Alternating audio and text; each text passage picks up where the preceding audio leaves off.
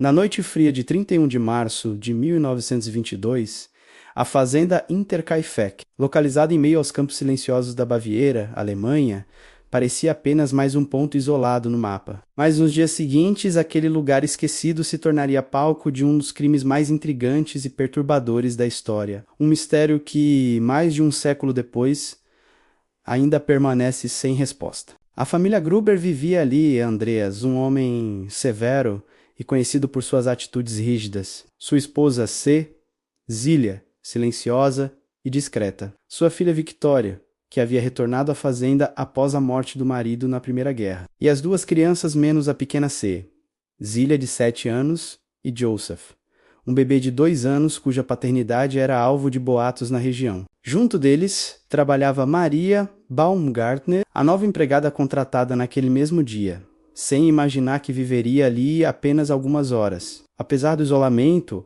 a rotina da fazenda seguia firme, até que alguns sinais estranhos começaram a aparecer. Dias antes do crime, Andreas comentou com vizinhos e comerciantes que encontrou pegadas misteriosas levando até a casa, mas não encontrou nenhuma voltando. O sótão passou a emitir ruídos, como se alguém estivesse caminhando lá em cima. Uma chave desapareceu. E, certa manhã, Andreas encontrou um jornal de Munique dentro da propriedade menos, apesar de ninguém ali tê-lo comprado. Esses detalhes foram relatados, mas ignorados, como se fossem apenas devaneios de um homem mais velho. Mas havia algo ou alguém menos observando aquela fazenda. Na noite do crime, ninguém sabe ao certo o que ocorreu. O que se sabe é que uma pessoa menos conseguiu atrair 4 membros da família até o celeiro, um por um, de maneira quase deliberada. Talvez por ruídos, talvez por alguma artimanha. E ali, no silêncio do celeiro, eles foram brutalmente assassinados com golpes de enxada menos uma ferramenta conhecida como hacking. O detalhe mais perturbador: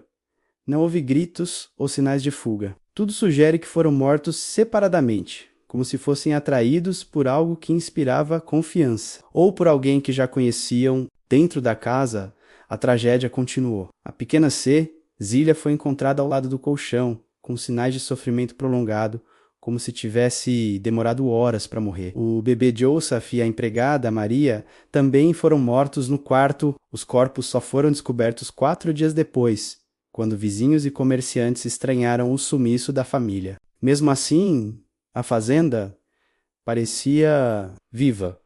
Um vizinho afirmou ter visto fumaça saindo da chaminé. O gado foi alimentado. A vaca foi ordenhada. Pão foi cortado recentemente. Alguém permaneceu na fazenda após o crime, vivendo entre os corpos. Quando a polícia finalmente chegou, o cenário era quase surreal.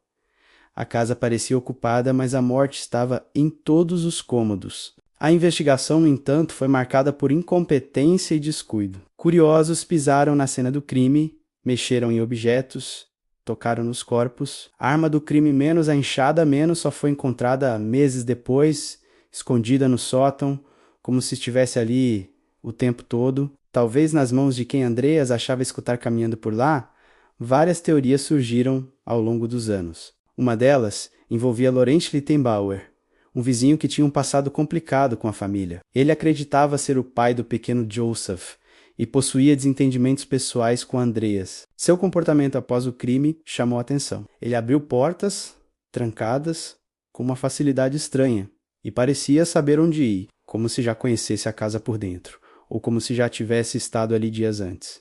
Mas nada foi provado. Outra teoria falava de um assassino que já vivia na fazenda antes do crime. Alguém escondido no sótão observando a família entrando e saindo durante a noite. As pegadas na neve, os ruídos no telhado, a chave desaparecida, tudo apontava para essa possibilidade. Talvez o assassino tivesse planejado tudo com calma, esperando o momento certo. Há ainda suspeitas de que o crime possa ter sido cometido por mais de uma pessoa, ou até por desconhecidos que vagavam pela região após a guerra, menos desertores, criminosos, pessoas tentando sobreviver a qualquer custo. Mas quem alimentaria o gado e cuidaria da fazenda após o massacre? Esse detalhe sempre volta para assombrar os investigadores. Com o passar das décadas, o caso continuou sendo estudado. Crânios foram enviados para análise forense na tentativa de descobrir detalhes sobre os golpes e a arma utilizada. Porém, durante a Segunda Guerra Mundial, os crânios desapareceram misteriosamente,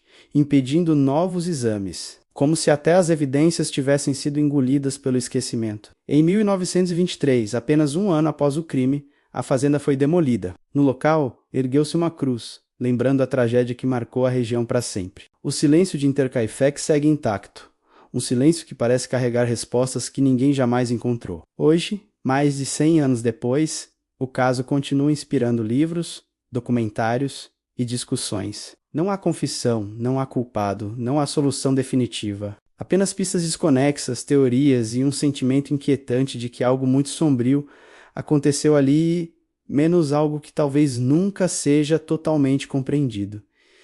A fazenda desapareceu. As pessoas se foram, mas o mistério de Intercaifeque permanece vivo, como uma sombra que resiste ao tempo, uma lembrança de que às vezes a verdade se esconde onde menos esperamos. E talvez para sempre.